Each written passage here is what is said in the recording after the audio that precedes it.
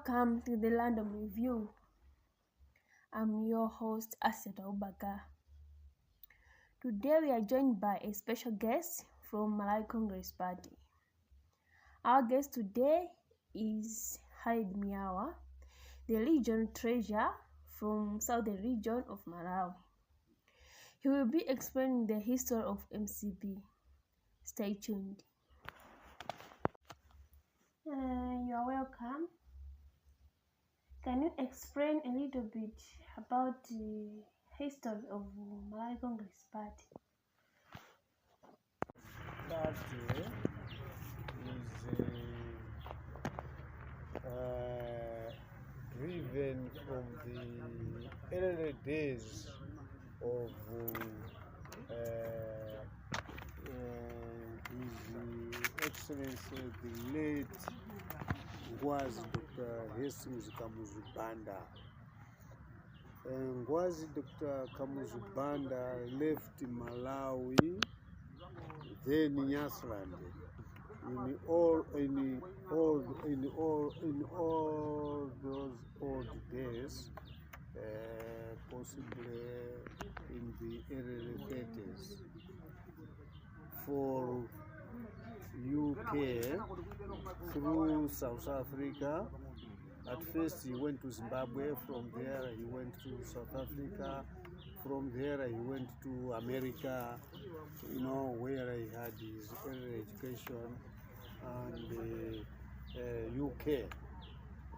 Now, while there, he developed a sense of political affiliations in him.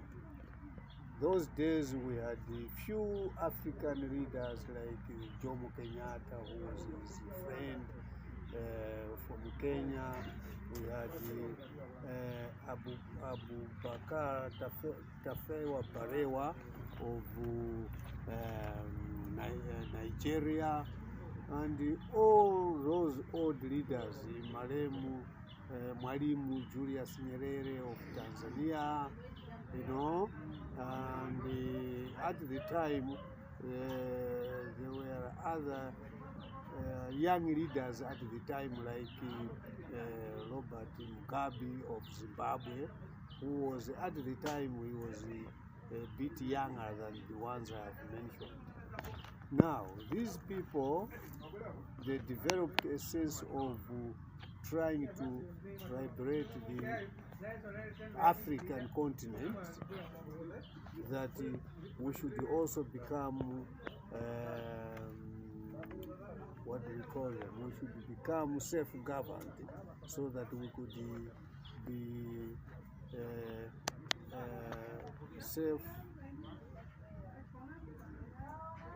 we should have our own mandate of ruling African countries.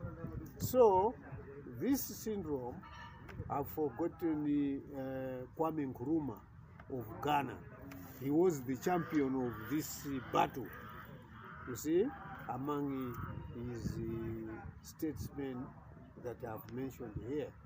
So as they were debating, discussing, they developed a sense of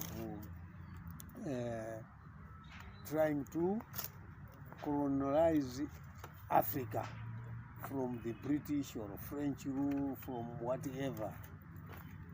That was the born of what we call change of wind. They were trying to change the state of how they understood the problems then.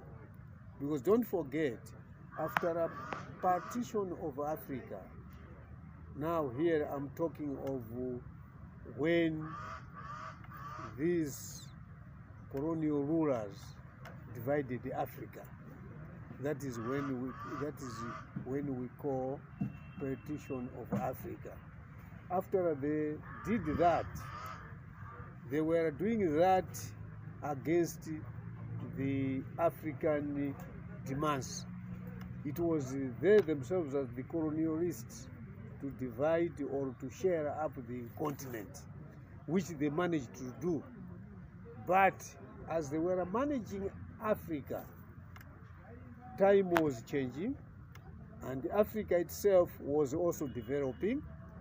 And since Africa was also developing, there were some leaders now who felt it was now time for them to rule for themselves.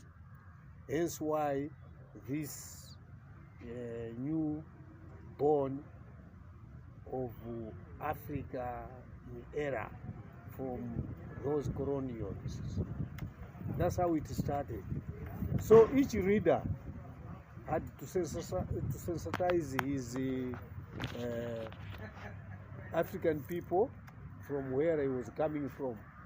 Like say Kwame Nkrumah, he had to sensitize the Ghanaians so that, Ghana could become independent.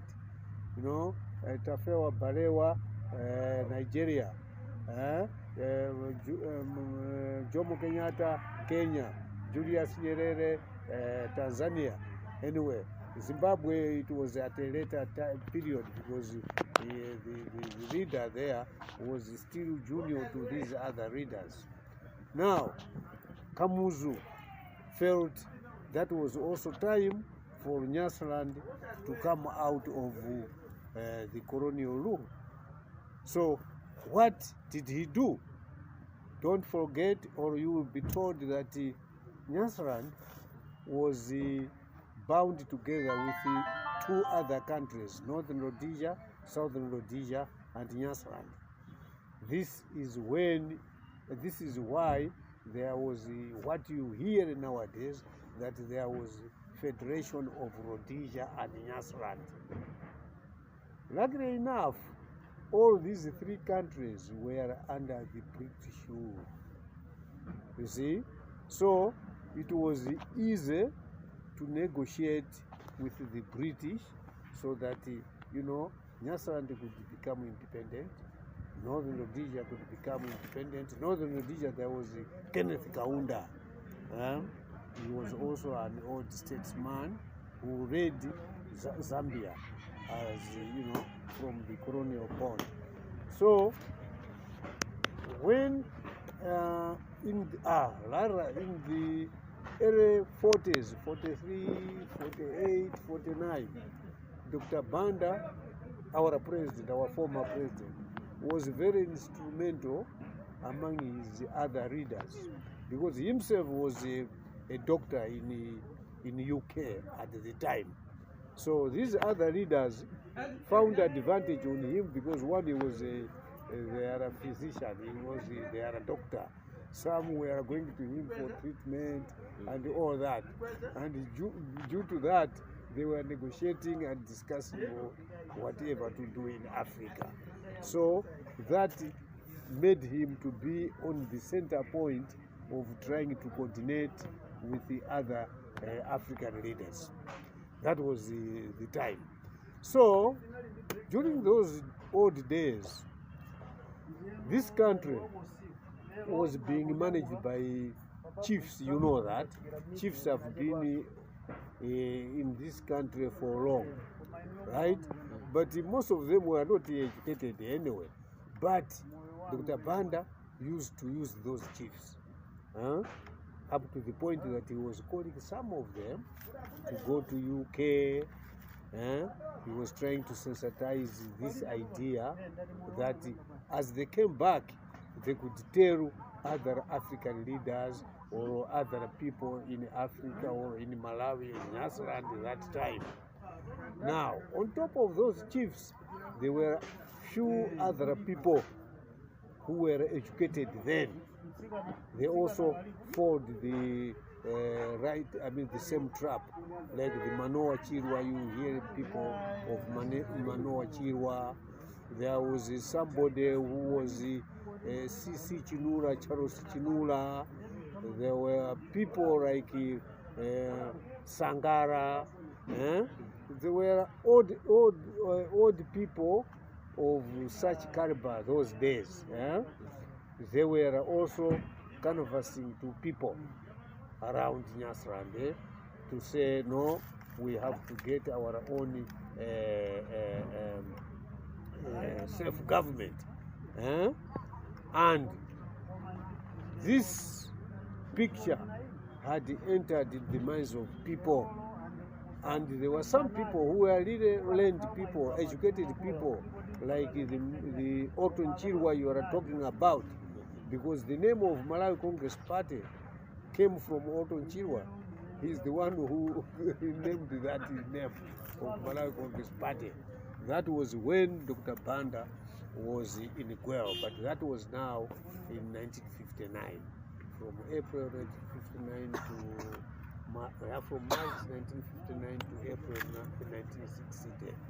After a year's period in prison, Dr. Banda, when he came back to Malawi now, the one who was running the party here was Otto Chirwa. We had the other people as well, like Henry Masauko Chipembere, the Bwana Usis, Wile Chokani, all these people, Kanyama Chiume, all these people, they teamed up and they were working or preaching the gospel of getting this country from the hands of white people. Why? Because Dr. Banda came into Malawi on 6th July 1958. When he came in, he told people why he came into Malawi. He said he had come to do 2 or 3 things: to break their restricted federation, to get their self-government, and to act as a bridge between races. To act as a bridge between races meant that he was not going to say, this is a white man, I don't want him, this is an Indian, but himself had come in order to unite the races, to get our freedom, to get our independence, and be staying in harmony, as a bridge between the races, So he did that, and he toured the whole country. That was between 58 and 59. And within 1 year, this country was on fire politically. That is when they had now arrested him, with a few other leaders that I've mentioned here. Like there were some people, like the Gwanda Chakwamba, they were very young at the time, but they were arrested with him because of being behind him, you see. So he himself and other people like the Kuntumanjes in Zomba and all of that, they were arrested in 1959. Some were sent to Guero prison in Zimbabwe, where he himself was also sent. Some were even kept here in Kanjeza, where there is a police training school. There is a place there we used to have Malawi Young Pioneers headquarters. It is now demolished, and all that following the 1994 that civil conflict between the army and the pioneers. You see, otherwise the names of all those who were detained there were also there. So, in short, the name Malawi Congress Party was invented when Dr. Banda was in prison. So when he came out in 1960, this Otto Chirwa was like the Secretary General of the party at the time. He was running the party. So since Dr. Banda was their elder, he himself relinquished that post to say, Bwana, you have come back, we are giving back all the mantles of running this country. We are now giving you back this country. In your absence, Nyasaland African Congress has been changed to be Malawi Congress Party. Right? So they made those changes and they told Dr. Banda to say, no, now you can take over, sir. So Dr. Banda became the president. He went to Lancaster House